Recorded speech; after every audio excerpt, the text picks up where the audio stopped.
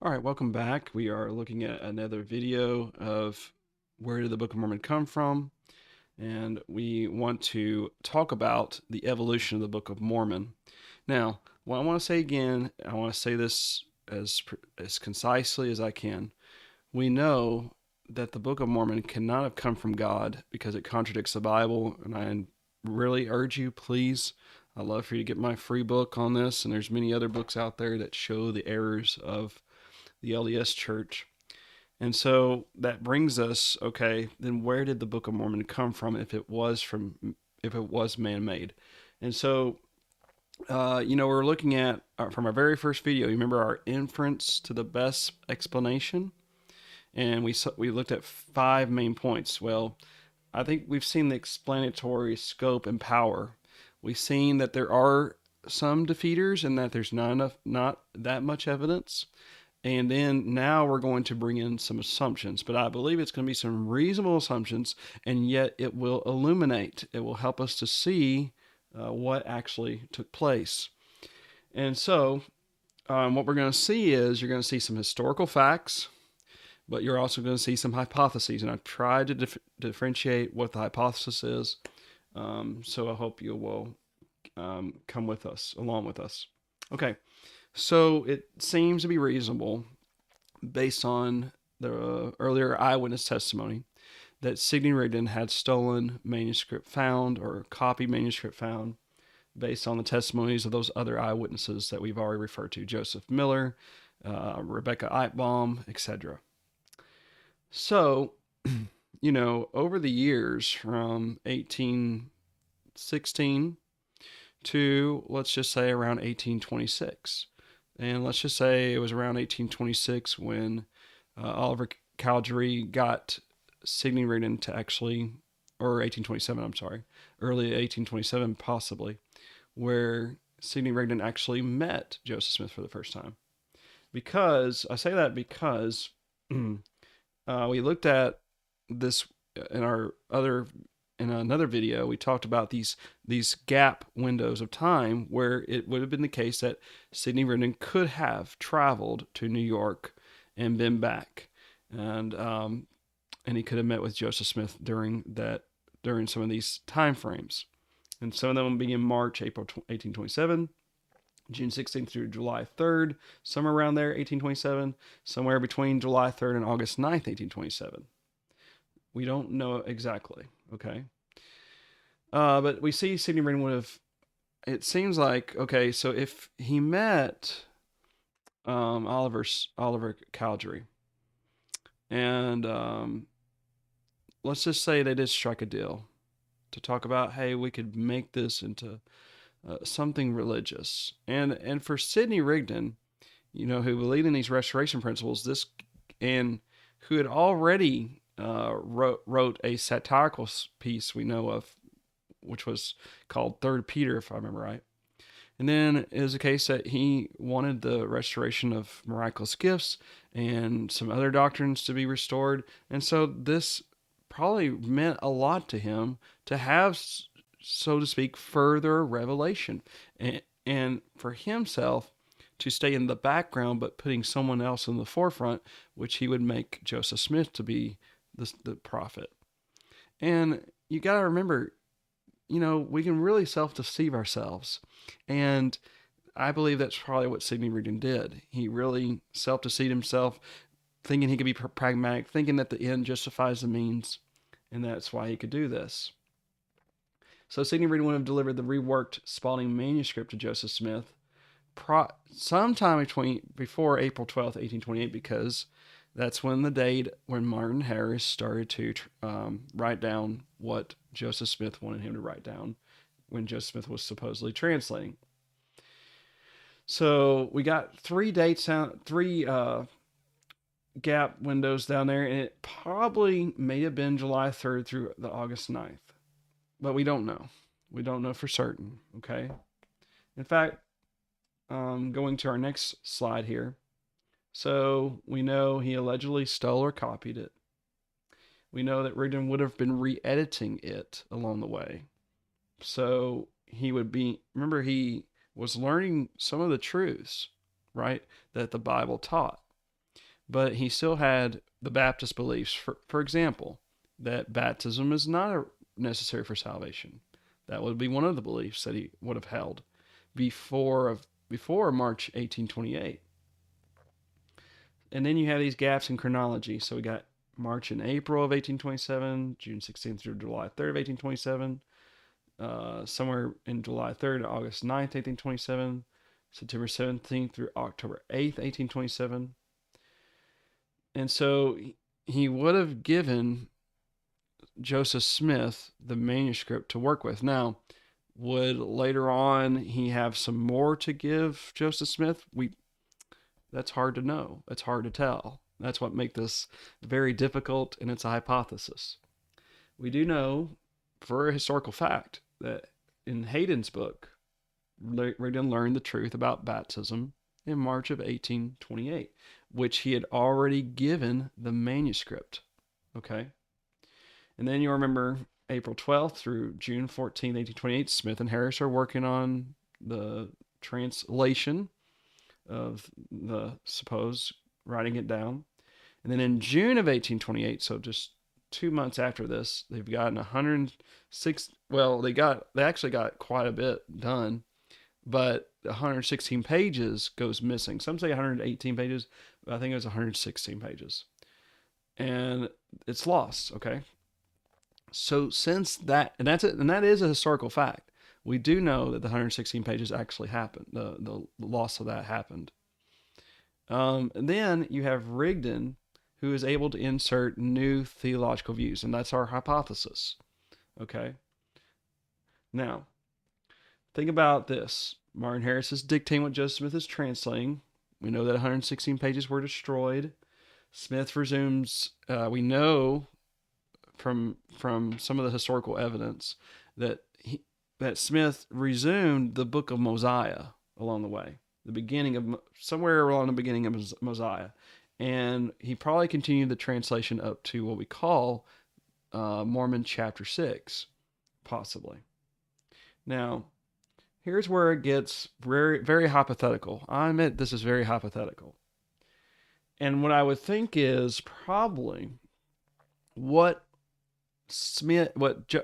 Rigdon gave Joseph Smith was part of First Nephi, part of Mosiah, part of Helaman, part of Third Nephi, possibly Fourth Nephi. It's possible. Mormon and Ether. Now it's possible he may not have included Fourth Nephi in that. We don't know. Okay, it's hard to tell. That's a possibility. I'm just mentioning. This is most likely what the shape of the Book of Mormon looked like after the 116 pages incident, along with the Book of Ether, which was, I believe, definitely strong Spalding material, as we'll see. Perhaps the Book of Ether had not been delivered to Joseph Smith yet. We don't know. It's hard to tell. But we know that Smith continued to dictate to Harris, probably starting.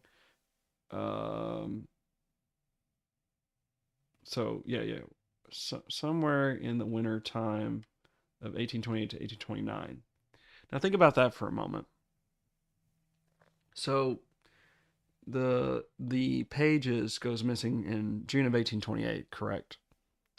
And then it's not till several months later. Now, why is that the case?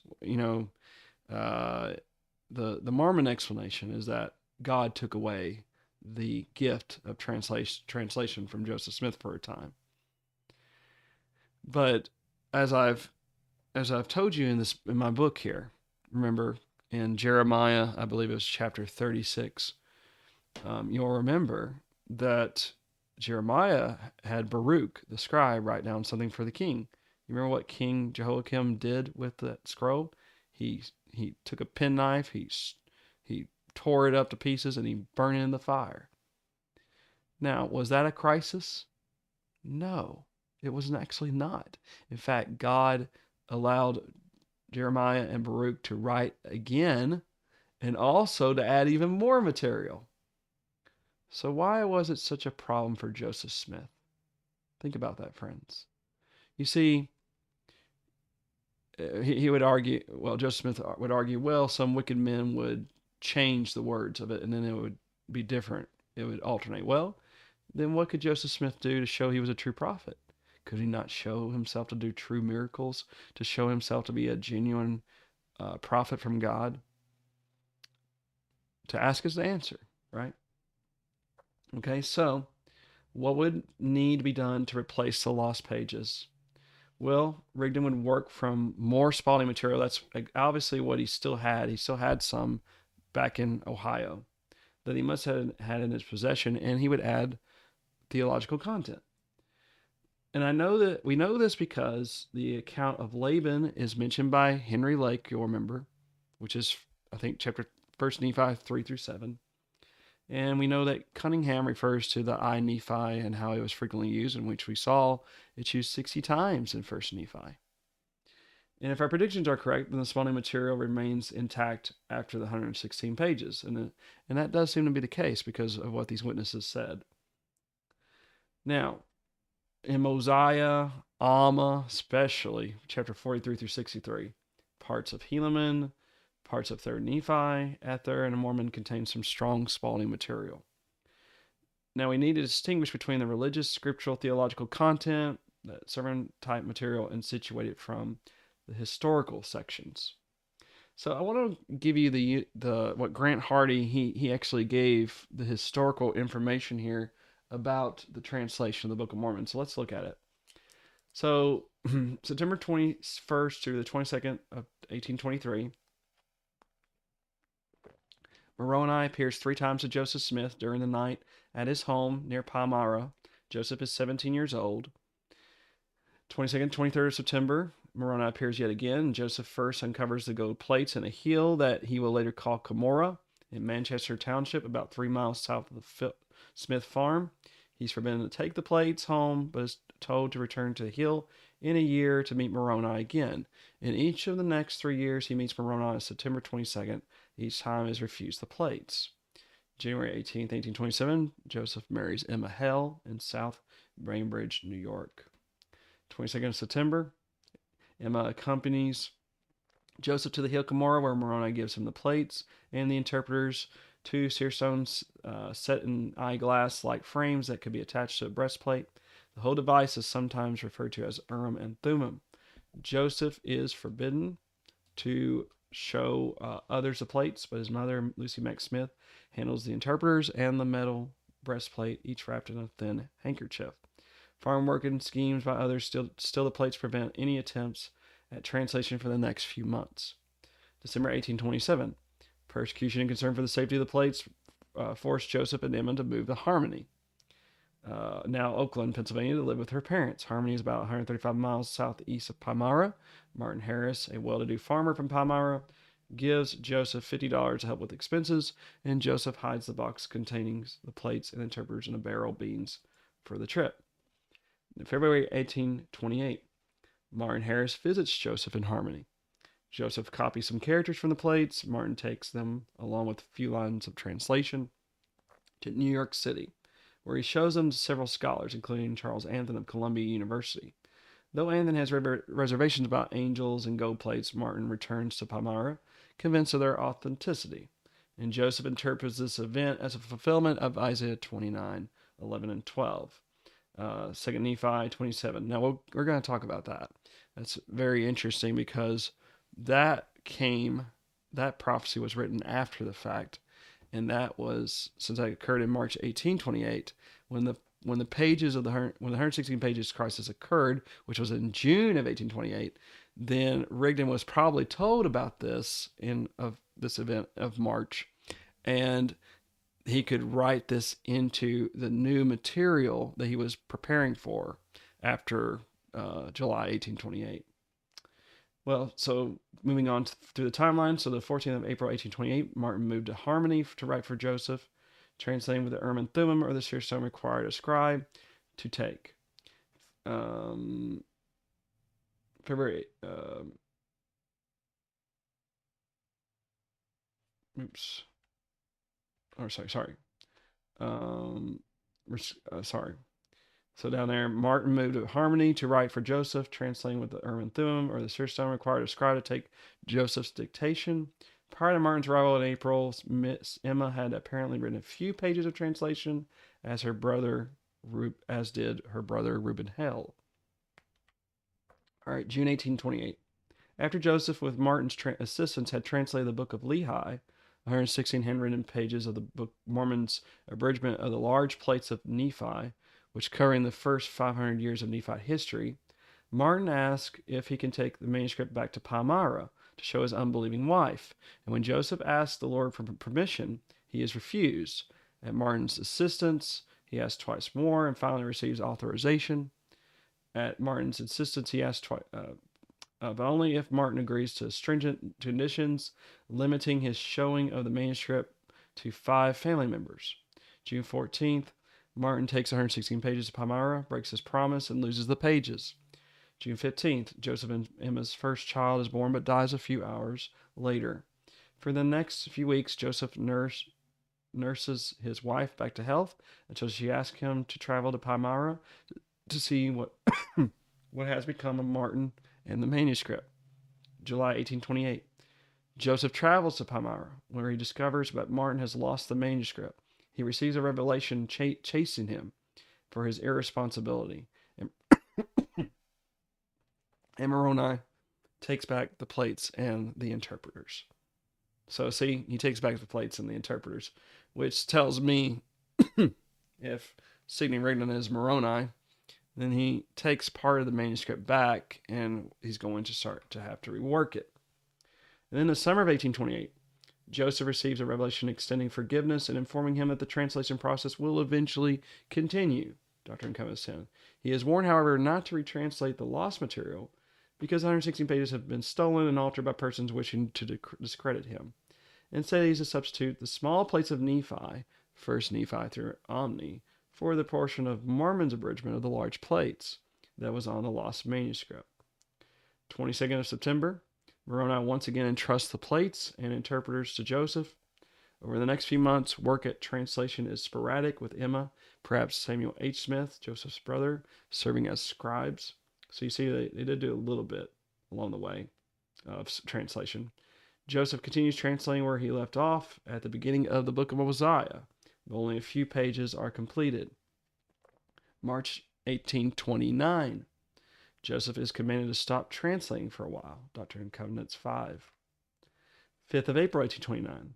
Oliver Cowdery, a 22-year-old schoolteacher from Palmyra, who boarded with the Smith family, became curious about the translation, arrives at Harmony to meet Joseph and offer his services.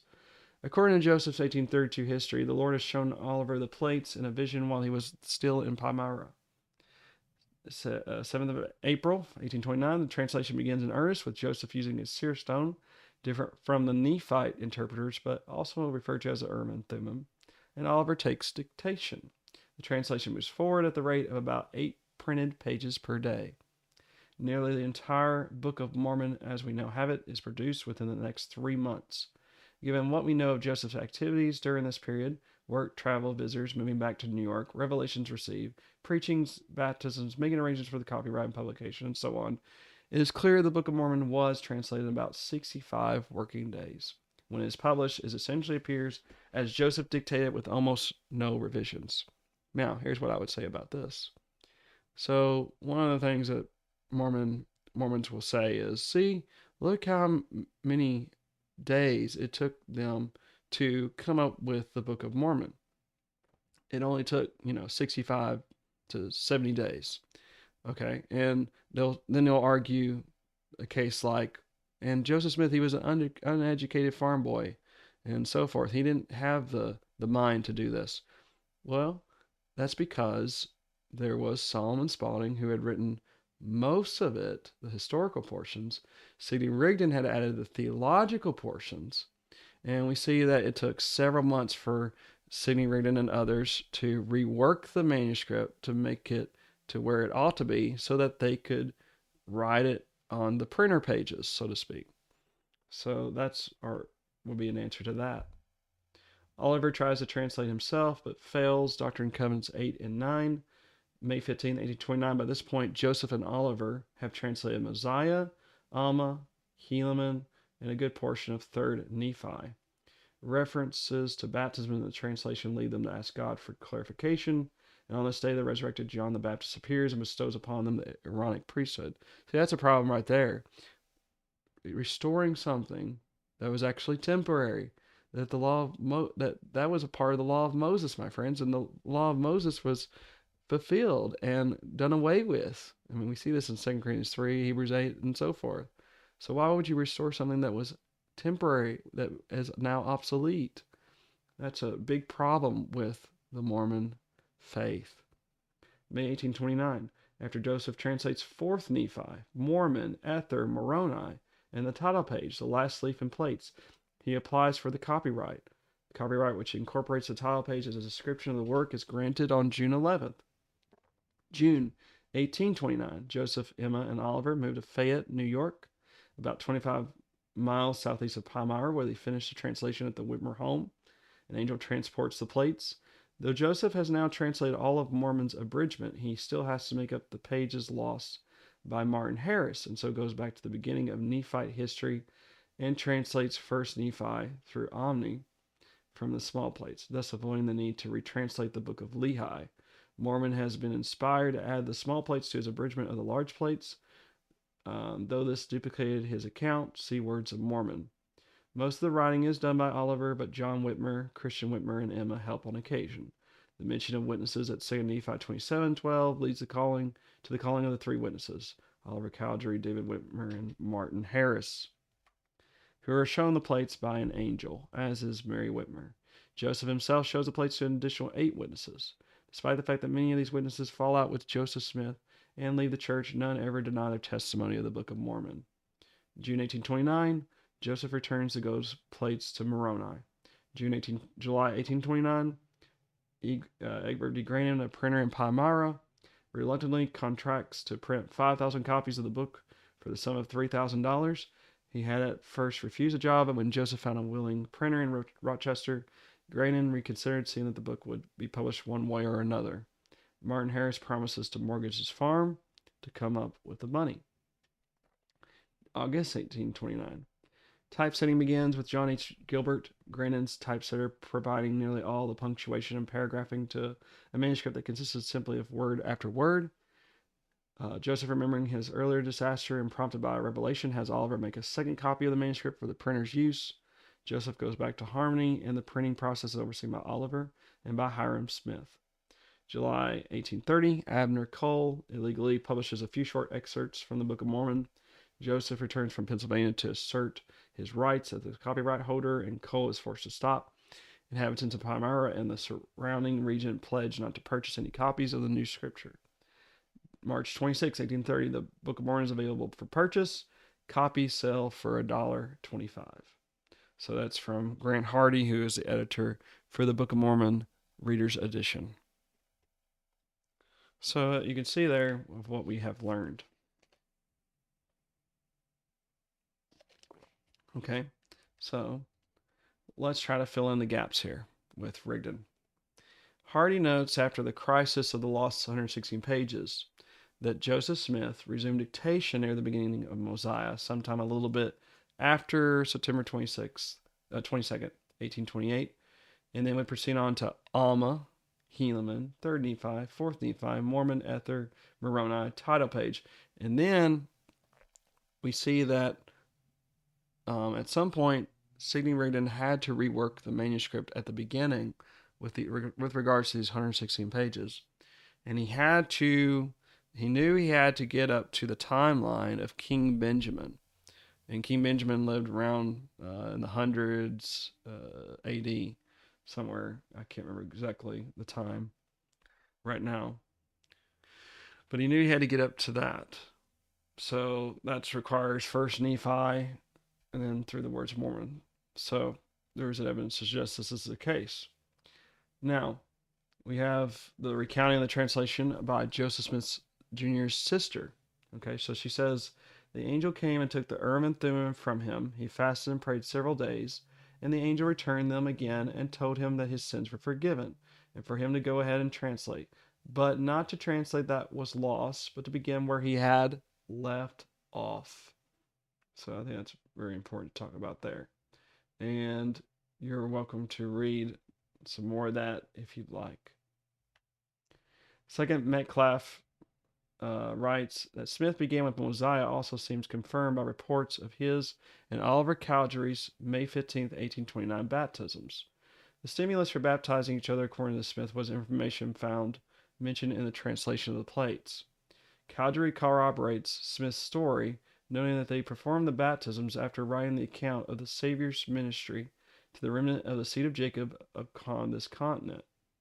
Cowdery writes that he and Smith were inspired by the directions given to the Nephites from the mouth of the Savior of the precise manner in which men should build up his church. This means the narrative of Christ's visitation in 3rd Nephi was dictated before May 15th, 1829. The Mosiah model more reasonably accounts for an average number of pages transcribed per day. From 7th of April to May 15th, Smith's dictation of Mosiah to 3rd Nephi would have averaged around 9.25 published pages per day. And from May 16th of May to July 1st, he dictated almost 5 pages per day for 4th Nephi through Moroni and 1st Nephi through Words of Mormon. If most of Mosiah had been transcribed prior to Cowdery's arrival, the numbers would be closer still. And then Metcalf says this. He points out that the title page of the Book of Mormon fits the priority of Mosiah, meaning starting with where he's supposed to leave off, which was near the beginning of Mosiah. Because Smith, who was applying for a copyright for the book, had to include the title of their work, which was done on June 11th, 1829, and a local journalist had printed the front cover of the title page in the newspaper Wayne Centennial on June 26, 1829, that stated the translation was not yet completed. Fourth, Metcalf writes, Smith resumed dictating at Mosiah can be deduced from a revelation Smith issued in March of 1829, the month before Cowdery began serving as scribe. Before Cowdery arrived, Smith's wife, Emma, and his younger brother, Samuel, had been transcribing. The March revelation instructed Smith to dictate a few more pages and then stop for a season. This implies that Emma and Samuel or others transcribed some pages before and after the date of this revelation. We would expect then to find multiple leaves containing their handwriting before Cowdery's handwriting first appeared in the manuscript. If Smith had recommenced dictation at 1st Nephi, Emma and Samuel would have transcribed at most one leaf prior to Cowdery, writing some little cannot account for their work as described in Doctrine and Codes 5, which assumes multiple pages before Cowdery's involvement. And then fifth, Metcalf follows the work of Glenn Foster, who also believed in the priority of Mosiah. Metcalf writes, Foster investigated the frequency of the potentially interchangeable terms whosoever and whoso. So if you look at this, very interesting enough, look at whosoever and how it's used in Mosiah, Alma, Helaman, 3rd Nephi, and it's barely used from Mormon to Jacob. But then you look at whoso, and look how it's used in 3rd Nephi and beyond that. I'm sorry, Helaman and beyond that, but it's definitely used in 3rd Nephi. So Metcalf says, on the basis of this pattern, Foster concluded that Smith favored whosoever in the early stage of dictation and then substituted whoso midway through the project in Helaman, 3rd Nephi, and Mormon. 6. Metcalf points out another piece of a stylistic pattern that fits better with the priority of Mosiah, and is therefore and wherefore. So I did not include the therefore and wherefore from Doctrine and Covenants because we're just looking at the Book of Mormon. The person can then see after the examination that if one starts with Mosiah, then the frequent usage of therefore decreases, while the frequent use of wherefore increases. So look at here. So you can see Mosiah, therefore, 122 times. Alma, look how much it's used there. And so as you can see, it grows and grows and grows. I mean, it's there quite a bit, right? But then the wherefore, as you can see, it's not found in Mosiah at all. Found just 3 times in Alma. And Helaman's not found at all. 1 time in 3rd Nephi, not at all in 4th Nephi or Mormon. In Ether, it's found a lot. which is very interesting. And it's 2 times in the title page. Then you have June, July 1829 when they moved to Fayette, New York, where they started keep on doing the translation. And as you can see, therefore, it um, it's used a little bit in First Nephi, but as you can see, it's not used very much. And of course, those are very small books, we admit. Wherefore, as you can see, it's used. It continues to increase. Mormon, and what's interesting, remember this shows you that why they were going to Mormon, and then I don't know if he did Moroni next. We don't know. I'm not certain about it. But we do know he had to circle back, right? Do start over, rework the lost 116 pages. So with First Nephi, Second Nephi, you can see there's quite a bit that's used. And then August 1829 through March 1830. So you can see that the total is well, sorry, that total is not, yeah, 19 times, well, from June to July for the term therefore. But then with wherefore, use around 350 times, right?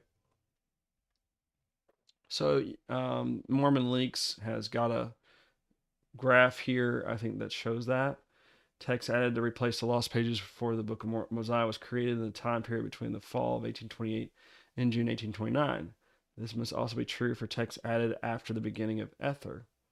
So you can see in the middle there, the term therefore is used quite a bit. But then there's the switch to start to be using wherefore, which was added fall 1828 to June 1829. Then you circle back to the beginning, the beginning of this chart here. The replacement text for the lost 116 pages added in the fall of 1828 to June 1829. So, very interesting. Another thing that the Mormon Leaks people were able to discover was the terms after that, before that, because that, since that. So you can see where it's used here in the Book of Mormon. And if you do the word after plus that, so you can see there where it's used. So as you see in Alma, just a few times, Mormon a few times, Ether quite a bit, well 18 times. Look at Mormon. Look at First Nephi 52 times. So I'm just trying to show that. You can of course look for yourself. So in the first edition of the Book of Mormon, however, that pattern aligns with the pattern for wherefore. So this shows us that the priority of Mosiah is, I believe, correct. That after the 116 pages got lost, at some point that he's going to start working on Mosiah where he had left off. Okay. So as you can see, if he proceeded forth with Mosiah, Alma, Helaman, Third Nephi, then you can see where that pattern is used, which is used in Ether and Mormon and Moroni, right? And then along with the wherefore pattern, very interesting that that's parallel. And then you go back to First Nephi through the end of Mosiah, and you can see there how it's used frequently. So bath patterns are prevalent in chapters that are largely attributed to Rigdon and Pratt, especially Ether and First Nephi. And I think that's very interesting. Seventh, Metcalf makes an interesting point in regards to the birth date of Jesus in the Book of Mormon. He states enveloping is particularly evident in discussion of the advent of Jesus. For example, early in the narrative, Nephi relates that Nephi, an angel, and the prophets had all predicted that Jesus would be born 600 years from the time Lehi left Jerusalem. Now, that's a very specific point, right? To say in 600 years, the Messiah is going to be born. However, subsequent Book of Mormon prophets seem unaware of these extraordinary oracles. Metcalf goes on to give evidence of this point, such as Mosiah 3:5, where King Benjamin states, "For behold," which he was writing around 120 BC. "Behold, the time cometh and is not far distant." Notice he doesn't get a specific time frame. "That with power the Lord omnipotent, who reigneth, who was and is from all eternity to all eternity, shall come down from heaven among the children of men, and shall dwell in a tabernacle of clay, and shall go forth amongst men, working mighty miracles, such as healing the sick, raising the dead, causing the lame to walk, the blind to receive their sight, and the deaf to hear, and curing all manners of diseases." So notice the incarnation of Jesus would not occur for another 120 years. Alma 13, "For behold, angels are declaring unto you many at this time in our land, and this is for the purpose of preparing the hearts of the children of men to receive his word at the time of his coming in his glory. And now we only wait to hear the joyful news declared unto us by the mouth of angels of his coming. For the time cometh, we know not how soon."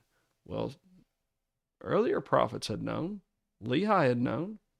"Would to God that it might be in my day, let it be sooner or later, and in it I will rejoice."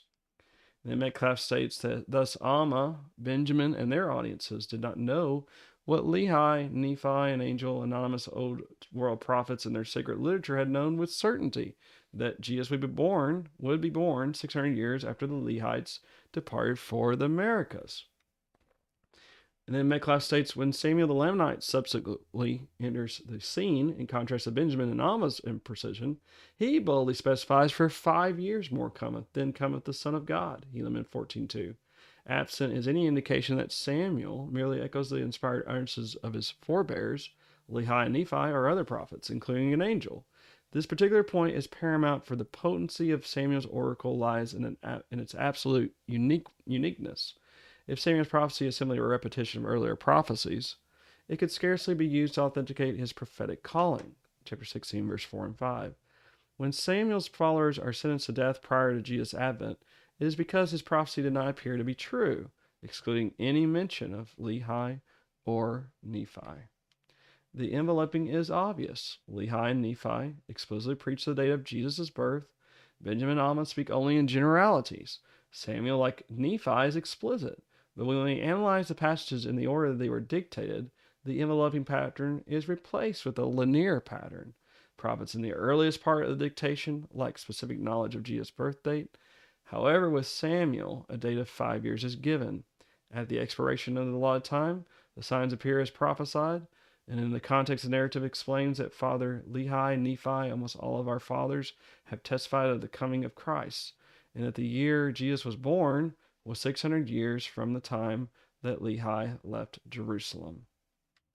And then Edward Firmage makes a great point in a similar manner. He wrote, "The Book of Mormon is a collection of 3 distinct compositions: the so-called small plates of Nephi, First Nephi through Words of Mormon, Mormon's abridged history of the Nephites, Mosiah through Mormon, and the history of the Jaredites, Ether.